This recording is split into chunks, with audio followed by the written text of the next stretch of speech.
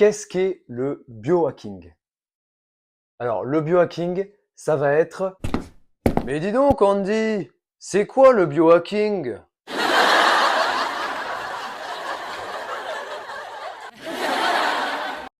This is the part where you run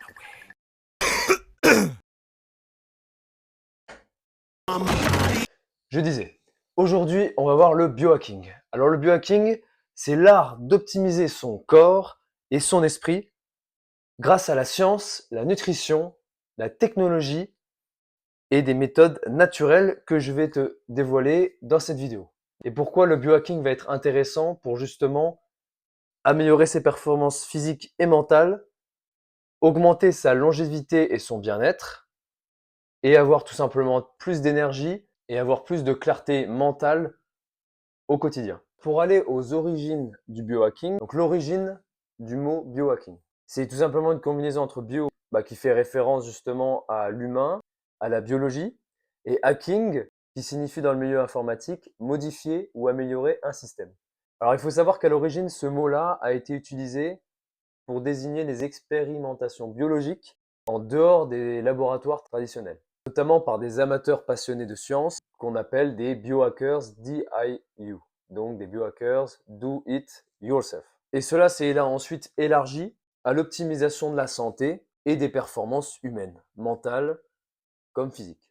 Et il faut savoir que le biohacking est apparu dans le début des années 2000 aux États-Unis principalement, surtout sous l'influence de la Silicon Valley et avec les avancées en biotechnologie. Alors quelques noms à retenir, il y a Dave Asprey, donc qui est un Américain, qui est un pionnier dans le biohacking, donc moderne que l'on connaît aujourd'hui, qui est le fondateur du Bulletproof Coffee, qui va permettre de booster l'énergie et la concentration. Il a notamment fait la promotion du jeûne intermittent et thérapie par le froid pour améliorer les fonctions cognitives. On va avoir aussi Ben Greenfield, qui est aussi un Américain et qui est lui expert en performance physique et en longévité.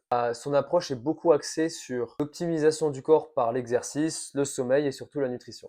Et lui aussi utilise le froid, le jeûne intermittent et des technologies de récupération comme la cryothérapie, les lumières rouges et autres. Et donc, on a vu apparaître ce mouvement-là, surtout dans la Silicon Valley, pour les entrepreneurs qui voulaient booster leur productivité, leur créativité, en améliorant leurs fonctions physiques et surtout cognitives. Quels sont les avantages d'implémenter le biohacking dans sa vie? On va avoir plus d'énergie, on va avoir une amélioration de la concentration. Donc améliorer la concentration, comme j'ai dit, grâce aux techniques cognitives et aux nootropiques, donc qui sont des plantes ou autres compléments alimentaires qui boostent les fonctions cognitives notamment. On va avoir une optimisation de sa longévité. On va réduire le stress et l'anxiété via la méditation, la respiration, le froid, notamment l'exposition au froid. Et j'en parlais dans le vlog que je faisais en Allemagne, je vous mets la petite vidéo ici. On va avoir un boost des performances physiques aussi, avec des méthodes comme la cryothérapie et l'entraînement optimisé, avec un protocole d'entraînement bien strict en fonction des heures de la journée. Et justement, j'ai écouté un podcast que je vous recommande d'Andrew Huberman qui dit que justement la période de la journée où notre corps est au plus froid, c'est 2 heures avant le réveil. Et le période de la journée où notre corps est au plus chaud, donc plus productif, donc plus apte à l'effort et physique, va être aux alentours de milieu d'après-midi. Après, ça redescend. Donc, en fonction de ça, les personnes qui adoptent le biohacking peuvent décider de s'entraîner en fonction de ça aussi. Ensuite, on va voir les différentes catégories de biohacking. On a le biohacking nutritionnel. Donc là, l'objectif, c'est d'améliorer justement son énergie et sa performance cognitive grâce à son alimentation. Donc, on va pouvoir faire des jeûnes intermittents, le 16-8, des régimes cétogènes, ou alors de la prise de compléments alimentaires comme les oméga 3, du magnésium, pour aider aux fonctions cognitives. On va avoir le biohacking du sommeil, en améliorant la qualité de son sommeil avec des températures optimales d'endormissement, limiter la lumière bleue pour ne pas dérégler son rythme circadien, donc le rythme lié à la lumière. Donc là, vous voyez, j'ai la lumière qui pénètre dans ma rétine. Donc ça donne l'information à mon cerveau qui fait jour que ce n'est pas encore le moment de s'endormir.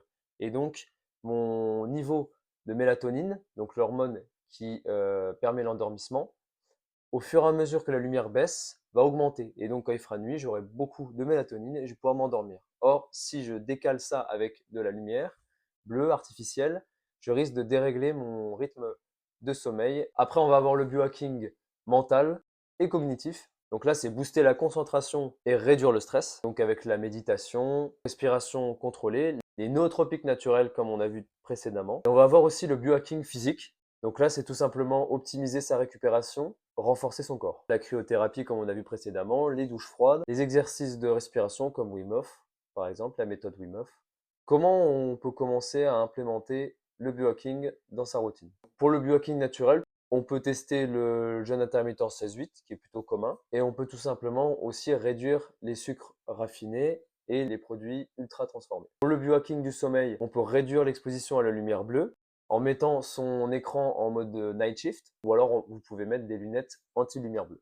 Et il faut aussi se coucher et se lever à des heures fixes. Alors pour le biohacking mental et cognitif, vous pouvez tout simplement faire de la méditation, ne serait-ce que 5 minutes par jour au réveil, avant de commencer sa journée. Et on peut aussi utiliser des compléments alimentaires qui aident à la concentration et à la détente.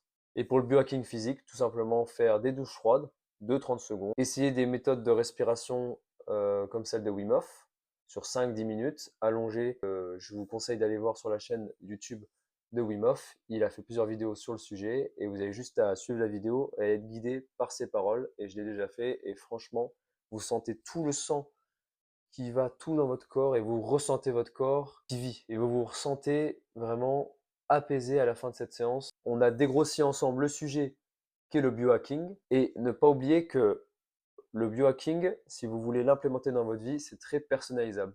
Vous n'allez pas réagir de la même manière à certaines choses, que ce soit les douches froides, chacun a sa résistance au froid. Donc pour tout ça, renseignez-vous et personnalisez votre approche. J'espère que cette vidéo vous aura plu. Je vous retrouve prochainement dans une nouvelle vidéo. C'était Coach Andy Conquer.